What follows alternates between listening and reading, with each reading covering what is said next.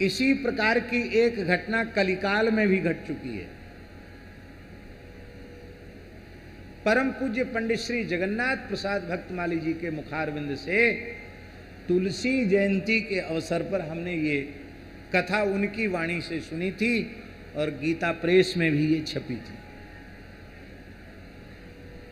बहुत पुरानी बात नहीं है, लगभग 400-500 वर्ष प्राचीन घटना होगी। उड़ीसा के एक ब्राह्मण थे, उत्कलवासी ब्राह्मण थे, भगवान जगन्नाथ के अनन्य भक्त थे।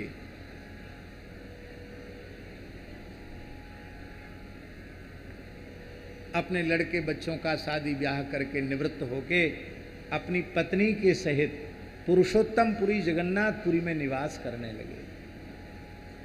भगवान जगन्नाथ का दर्शन करते और जगन्नाथ जी को श्रीमद् भागवत का मूल पारायण सुनाते। नियम ले लिया कि 108 पारायण जगन्नाथ जी को मूल भागवत के सुनाना है। गा गा करके बड़े प्रेम से सप्ताह पारायण करते थे। 108 पाठ उनके पूर्ण हो गए। मन में कोई कामना उनके नहीं थी, पर पता नहीं भगवान की क्या लीला थी। ध्यान से सुने, बहुत महत्वपूर्ण बात बता रहे हैं। पता नहीं क्या भगवान की विलक्षण लीला थी कि 108वें पाठ की पूर्णाहुति पर एक कामना जग गई कि जैसे आपने मार्कंडेय जी को अपनी माया का तमाशा दिखाया, क्या हमको नहीं दिखा सकते? हम भी देखना चाहते हैं, आखिर क्या है आपकी माया। भगवान मन ही मन जगन्नाथ जी बोले ठीक है, दिखा देंगे। तो महाराज जी पाठ पूरा किया उन्होंने। बोले आज तो पाठ पूरा हुआ है, कल हम लोग उत्सव मनाएंगे पाठ की पूर्णता का। गीता विष्णु सहस्रनाम का पाठ करके, कुछ हवन करके, कुछ वैष्णव ब्राह्मणों को भोजन करा के हम लोग उत्सव मनाएंगे। हमारा 108 पारायण पूर्ण हुआ है। आज हमारा पेट थोड़ा सा गड़बड़ है, इसलिए हम मध्याह्न संध्या करने जा रहे हैं, समुद्र स्नान करने जा रहे हैं। लौट के आएंगे तो आज केवल खिचड़ी सिद्ध कर लेना, ठाकुर जी को खिचड़ी भोग लगाकर खिचड़ी पाएंगे। ब्राह्मणी बोली ठीक है। पंडित जी गए स्वर्ग द्वार पर, जगन्नाथपुरी की घटना है, समुद्र स्नान के लिए। और जैसे ही समुद्र में उन्होंने गोता लगाया और जब गोता लगा के बाहर निकले, जल में ही खड़े थे, बाहर जैसे उछरे जब बाहर, तो उन्होंने क्या देखा, ये सत्य घटना है कि हम काशी दशाश्वमेध घाट पर खड़े हैं। उन्हें बड़ा आश्चर्य हुआ। कहाँ उड़ीसा जगन्नाथपुरी समुद्र का किनारा, कहाँ काशी, कहाँ आ गए हम। पूछा भाई ये कौन सी जगह है? अरे पंडित जी पागल हो गए, वाराणसी है, काशी है, ये दशाश्वमेध है। तो हम जगन्नाथपुरी के समुद्र में गोता लगाकर यहाँ कैसे आ गए? आश्चर्य की बात है। मन में सोचे कि किसी को कहेंगे तो हमारी बात पर कोई विश्वास तो करेगा नहीं कि हमने गोता वहाँ लगाया, यहाँ हम निकले। हमको लोग पागल समझेंगे, इसलिए मौन रह जाना ही ठीक है। चुपचाप खड़े थे, वहीं अपना भजन कर रहे थे। तब तक एक पंडित जी आए, उन्होंने भी स्नान किया, मध्याह्न संध्या की। संध्या करने के बाद कहा कि पंडित जी हमारे आने के पहले भी आप यहाँ खड़े थे और हम संध्योपासन करके गायत्री का जप करके वापस जा रहे हैं, फिर भी आप खड़े हो, क्या बात है? कहाँ से आए हो? बोले हम आए तो जगन्नाथपुरी से हैं, लेकिन अपनी पूरी बात आपको बता नहीं सकते क्योंकि हमारी बात पर कोई विश्वास करेगा नहीं, सच्ची बात मानेंगे नहीं। तो चलिए हमारे घर चलिए, प्रसाद पाइए, निवास कीजिए। बोले चलो ठीक है, कोई ना कोई सहारा तो चाहिए, भूख लग रही है। उनके यहाँ चले गए। वे काशी के बहुत बड़े विद्वान थे। तो सच्चा ब्राह्मण वही है शास्त्री जी, जिसको मरते दम तक पढ़ाई की विद्या की भूख रहे, वो सच्चा ब्राह्मण। विद्या की भूख जिसके मन में नहीं है,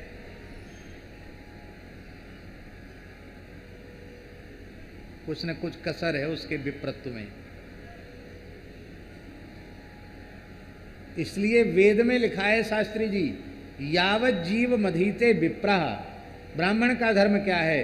ब्राह्मण जब तक जिए तब तक विद्यार्थी बनकर जिए, क्योंकि ये शास्त्र ही उसकी संपत्ति है।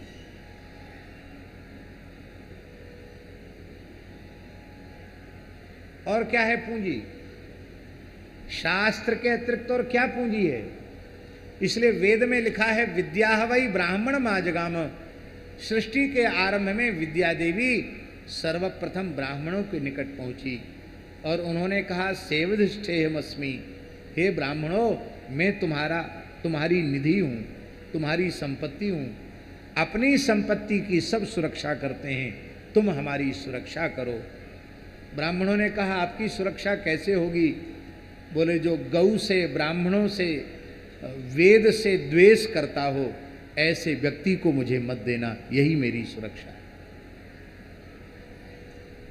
गौ, ब्राह्मण और संतों में जिनकी श्रद्धा है, वेदादि शास्त्रों में जिनकी श्रद्धा है, उन्हीं को देना,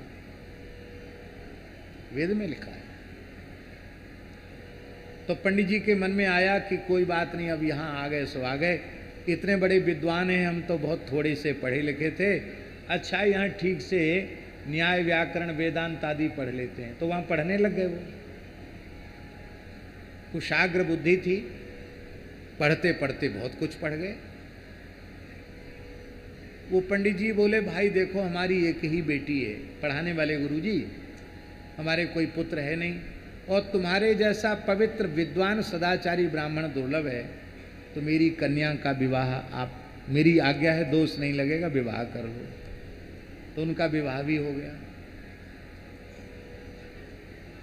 उनकी संतान भी हो गई, कई पुत्र हुए, सबके समय से सभी संस्कार हुए, उपनयन हुआ, उनको भी पढ़ाने लग गए, विद्यालय चलने लग गया, ससुर जी की जगह का विद्यालय। और लेकिन कभी कभी सोचते थे कि वो बच्चे तो खैर वहाँ गांव में हैं, ब्राह्मणी का क्या हुआ होगा, हो सकता बेचारी घर चली गई होगी, हमारा जगन्नाथपुरी वाला घर क्या हुआ होगा, कौन रहता होगा उसमें, ऐसा सोचते थे।